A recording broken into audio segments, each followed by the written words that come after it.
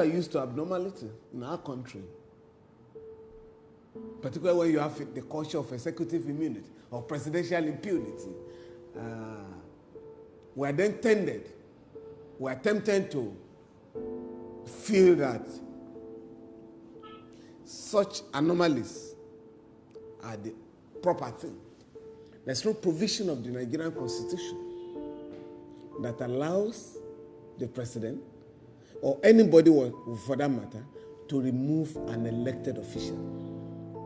Between 1979 and now, we have close to 20 cases of our courts which have upheld the right of Nigerian people to be governed properly in accordance with the law. In other words, the law is saying that it is illegal on the part of state governors to remove elected chairmen and councillors and replace them with caretaker committees.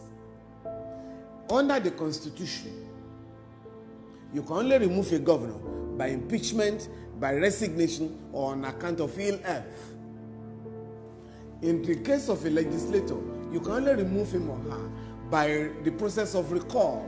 So there's no provision for, or no law has empowered the president to remove a governor. In other words, you might also say that if the country is fighting a war, say with another country, do you ask the president to be removed by the National Assembly so that a sole administrator is appointed for the prosecution of the war? So it is totally what President Obasanjo did in removing governors cannot be justified under the law. But you know, his regime was characterized by executive lawlessness and impunity.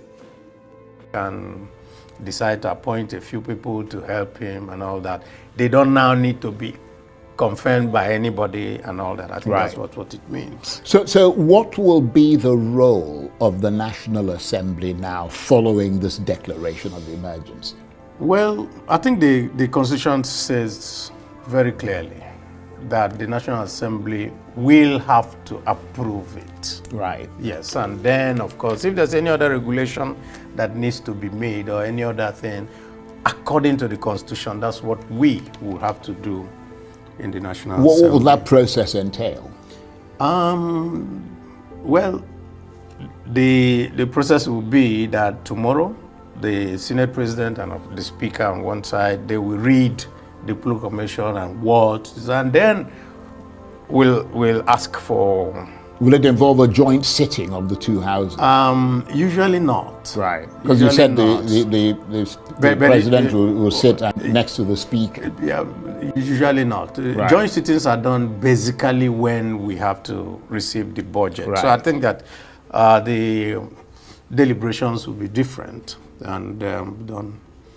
And we'll now see what will happen. I think that eventually we must come to some consensus. No one wants a situation where there is anarchy in the country. Nobody wants that.